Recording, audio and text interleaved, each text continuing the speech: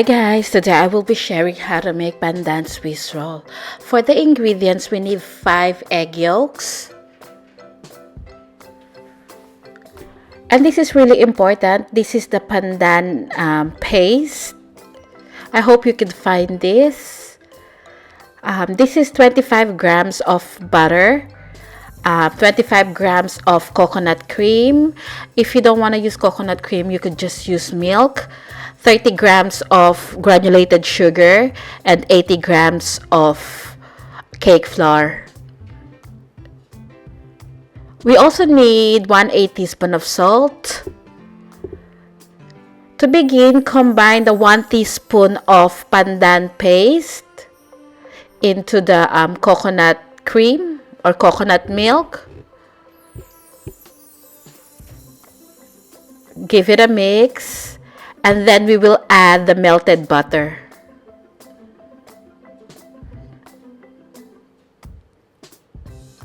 We will set this aside and then combine the salt and the cake flour. Mix and set aside as well. Combine the sugar and the egg yolks. Whisk until they are pale yellow and light, just like this. And then we're gonna add the liquid ingredients.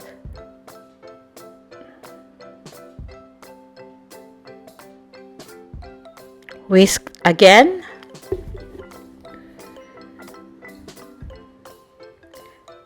Now the dry ingredients, slowly adding while whisking.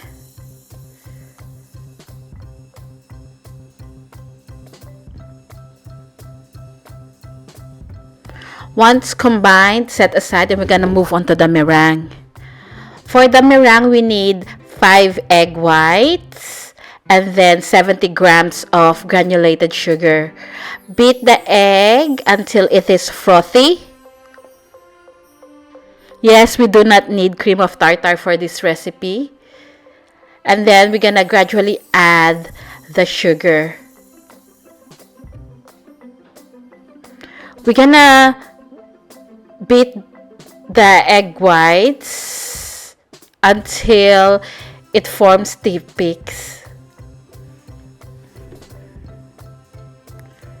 Just like this. You know when it's ready when you tilt the bowl and the egg white doesn't move, or the meringue from the bowl, it doesn't fall off. Just like this. And now we're gonna combine the meringue to the pandan batter in 3 additions using the folding method.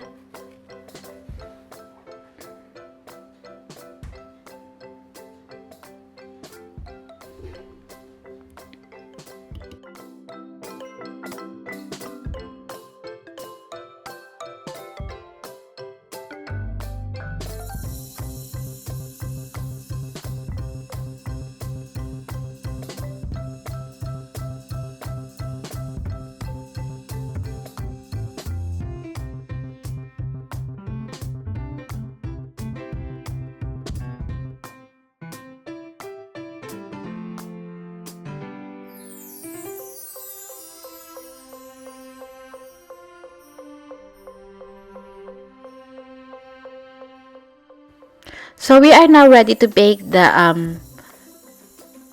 batter or the pandan Swiss roll. So I've got a Swiss roll pan here which is 33 by 23 centimeters. I lined it with parchment paper. Now evenly distribute the pandan batter into the cake pan. Again, gently. We don't want to knock the air out from the batter. And then we will bake this in a preheated oven at 170 degrees Celsius for about 12 to 14 minutes, or until the middle is cooked. When you press it, it springs back. Before baking, give it a light tap to release some of the big air bubbles, just like this. And this is what it looks like after baking.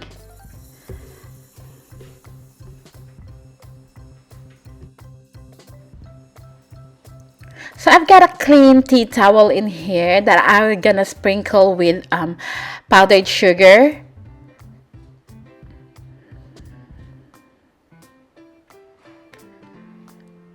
And I would place the pandan cake on top, upside down.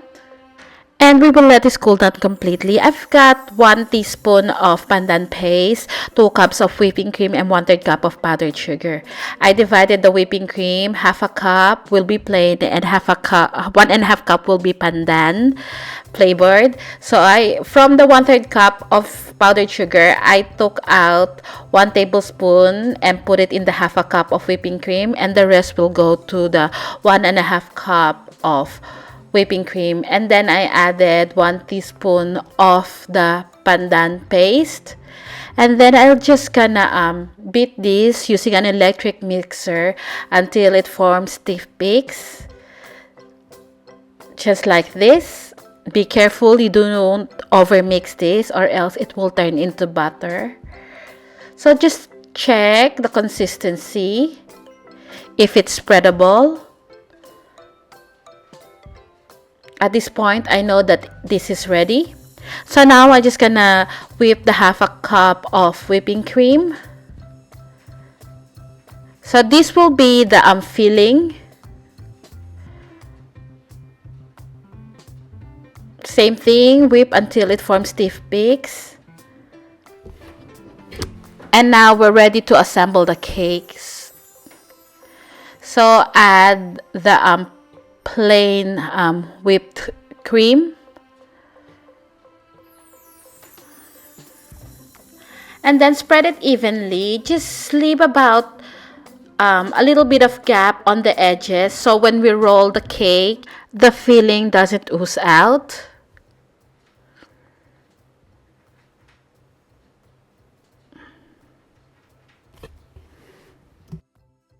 So turn the cake the short side facing you, and then we're gonna roll the cake into a Swiss roll very quickly so it doesn't break on you.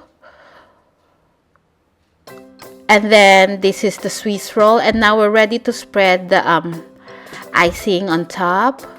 So just spread the icing to cover the entire cake.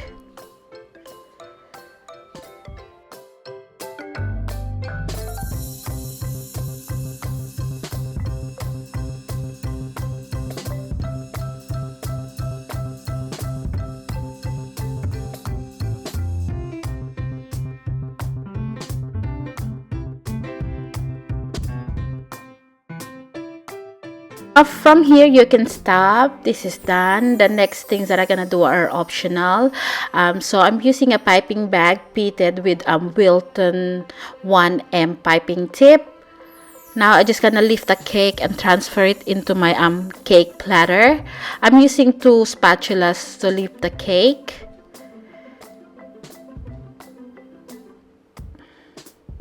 And then just to tidy up the side, I'm just piping shell border. Again, I'm not the best in piping, so I hardly do this step. But I have some extra fondant from my son's cake, so I just cut fondant flowers and then fondant leaves. Again, it's optional. You don't have to do this.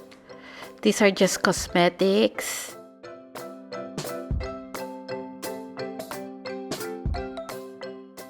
If you find rough edges, just tidy up using a spatula. And these are just silver cashews.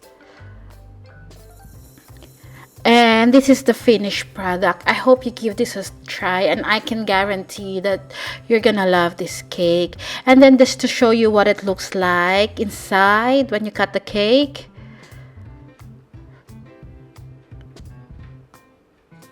The beauty about this cake is it's so easy to make. It only takes about 45 to an hour to make.